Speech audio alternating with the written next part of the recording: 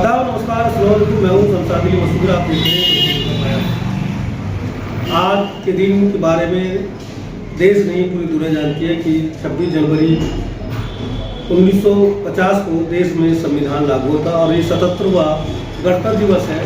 और देश में आम गरीब से लेकर ऊपर तक जो इंसाफ की डगर चलती है वो संविधान के दायरे चलती है।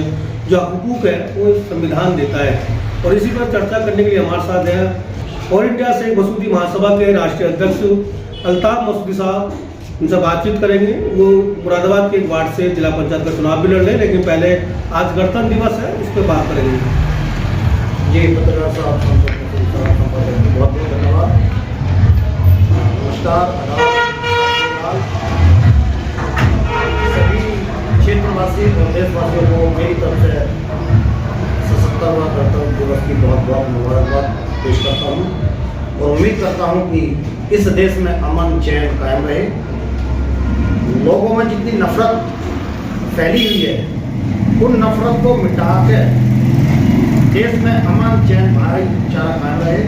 जैसे कि हमारा देश में तरह तरह के फूल हैं। 1947 को हमारा देश आज़ाद हुआ था और आज के दिन 26 जनवरी 1950 को हमारा जो संविधान यहाँ लागू हुआ था और यहाँ से हमारे देश का कानून चलता है। जिस तरह से संविधान की हम बात करें तो संविधान जब लागू हुआ तो ये सोचा गया था कि वो जो गरीब जो निचले तबके का व्यक्ति है उसको भी इंसाफ मिलेगा और जो देश को आज़ादी मिली है उसका पूर्ण जो लाभ है वो आवाम को उस देश के संविधान के लाभ होने के बाद मिलेगा। चाहे वो दलित समाज हो, मुस्लिम समाज हो या किसी भी बैकवर्ड का या किसी समाज का व्यक्ति उसको इंसाफ मिलेगा। लेकिन जो आज के बात हम करें देश में जो अध्यादेश आ रहे हैं, जो कानून लागू प्रक्रिया है, तो लगता है कि वो जो संविधान है जो लागू होता है जो आज संविधान माना उसमें कितना फर्क मानते हो? पहले से 2014 से और 2014 के बाद में ये जो हमारा बोलने का अधिकार, रहने का अधिकार, खाने का अधिकार, पीने का अधिकार जो दिया था हमारे संविधान ने दिया था। और संविधान को बनाने वाले माननीय आदरणीय स्वर्गीय बाबा भीमराव अम्बेडकर जी ने हम सबको आज़ादी दी। लेकिन इस आज़ादी को छीनने के बाद जो लोग नफरती हैं, जो इस देश में नफरत बांटने का काम कर रहे हैं, जगह जगह मोब लिचिंग हो गई। आज भी हमारे देश के प्रधानमंत्री ने एक शब्द भी ये नहीं कहा कि देश में अमन चैन रहना चाहिए और इस देश को नफरत में नहीं बांटना चाहिए। कोई भी किसी भारतीय जनता पार्टी के नेता ने, बल्कि उसको बढ़ावा तो दिया गया लेकिन उसको नफरत में कंट्रोल नहीं किया गया।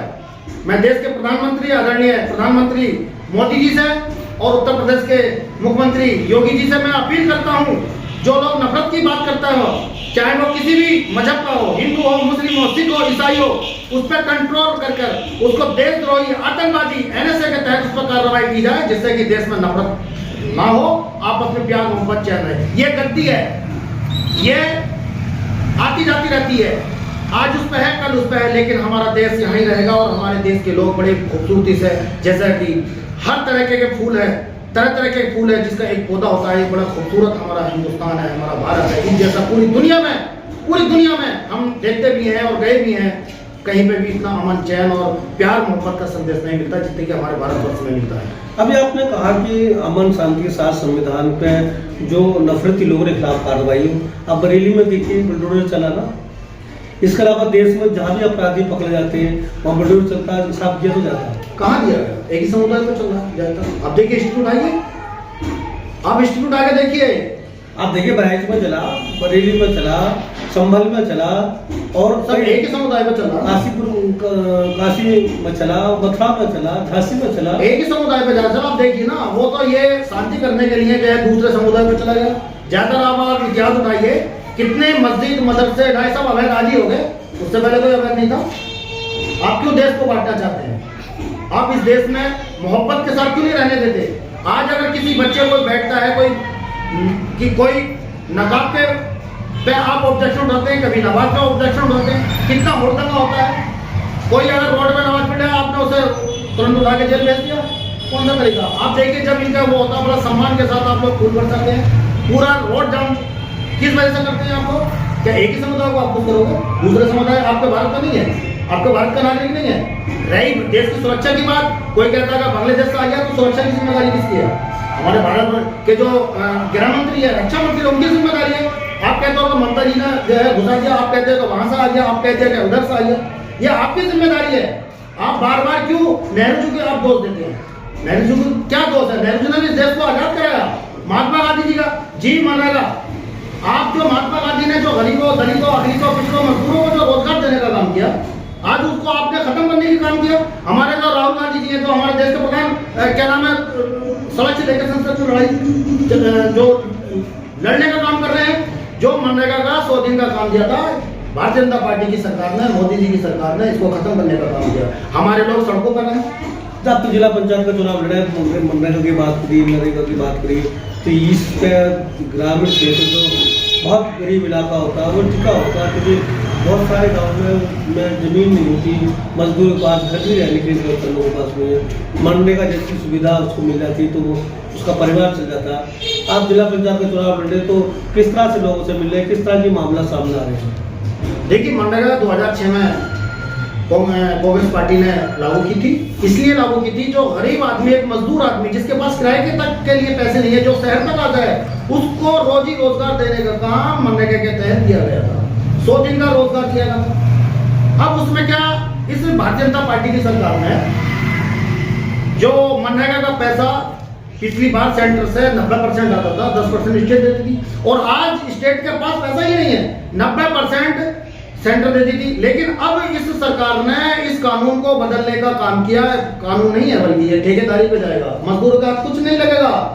जो 100 दिन का रोजगार देने का काम करते थे, जैसे कि फसल होती थी, फसल में काट दिया।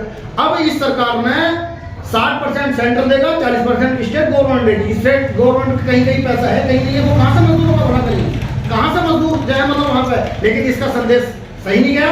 ये जो मनरेगा की स्कीम है, इन्होंने स्कीम बनाई, लेकिन ये कानून हमारे जो कांग्रेस पार्टी थी, प्रधानमंत्री आदरणीय मनमोहन सिंह जी ने इसको लागू किया। मैंने इस बारे में जिस तरह से इलाके में जाते हुए गाँव में बहुत ज़्यादा असर हो गया इसको, मजदूरों को कहाँ मिला सर? अभी तक उनको जो है, देखिए, जिस रास्ते नहीं थे वहाँ पे जो है रास्ते बनाने का भी काम किया मनरेगा के माध्यम से।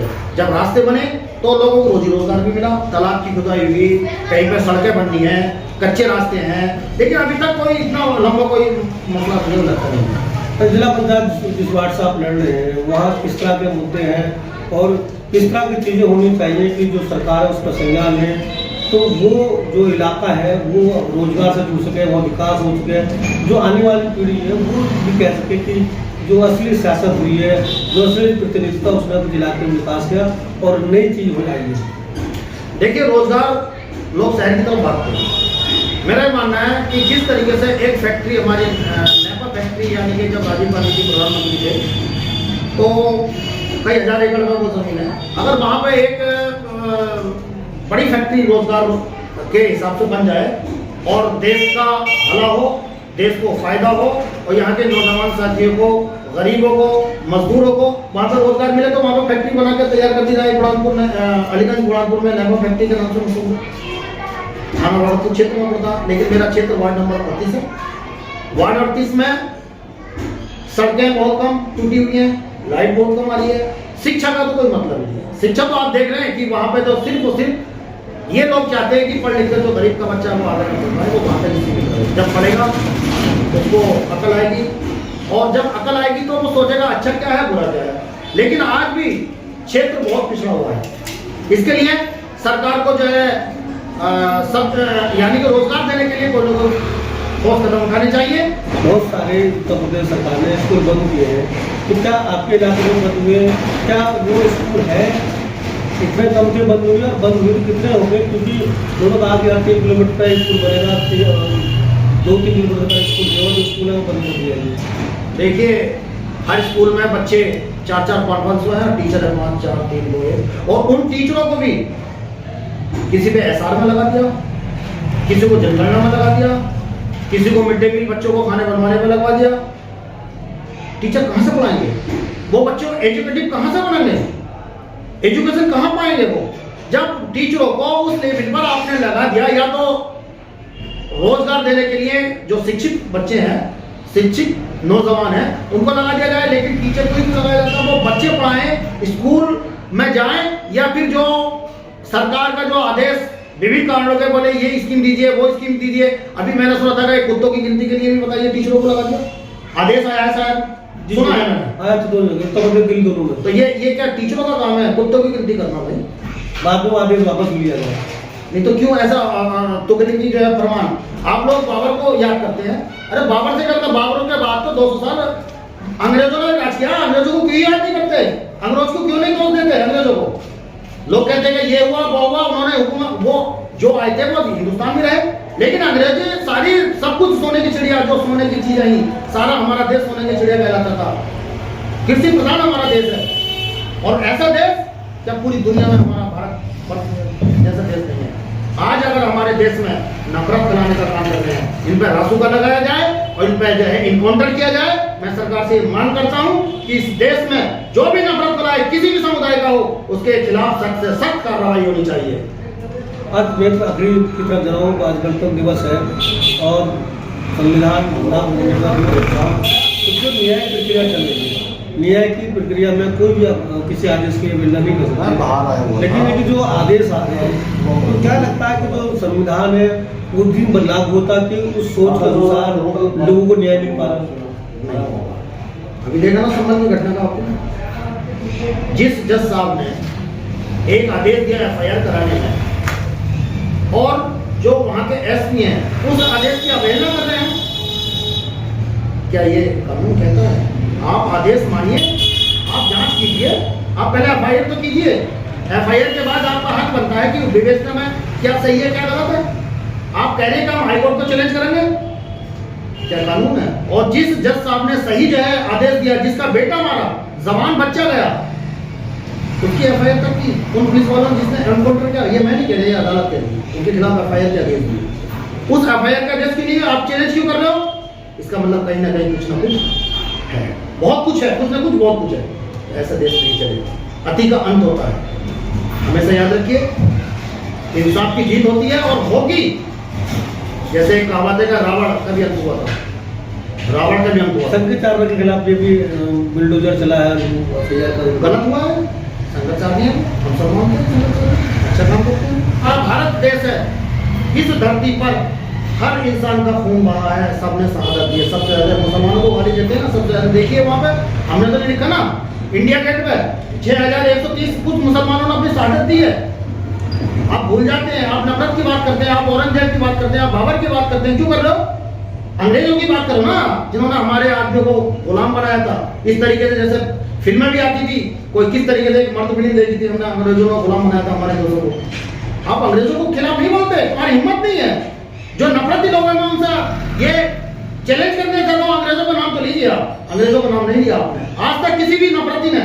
जो चिंटू नफरती हैं, जो अंधभक्ति में लिप्त हैं, जो चाहते हैं कि देश को बांटना, ये देश अब बंटने का नहीं है। अब नौजवान पढ़ लिख कर, भारतीय जनता पार्टी के लोगों को से मेरी बात होती रहती है, बीजेपी में कांग्रेस का आदमी है, वो कहते हैं कि हम वोट नहीं देंगे, हम नोटा में लगाएंगे। लेकिन जो लोग देश में नफरत और नफरत बांटने का काम करेंगे, जो भी पार्टी हो, हम उसको वोटिंग नहीं करेंगे, चाहे हम नोटों पर लगाएं अपने घर पर रहें। वही लोग जो इस देश में नफरत फैलाने का काम करते हैं, उनके खिलाफ रासुका क्यों नहीं लगाई? उनके घर पर बुलडोजर क्यों नहीं चलाया? अगर कोई मुसलमान इस तरह की कोर्टन में करता, तलवारें बांटता, क्या 15 दिन में 17 दिन उसकी जमानत हो जाती?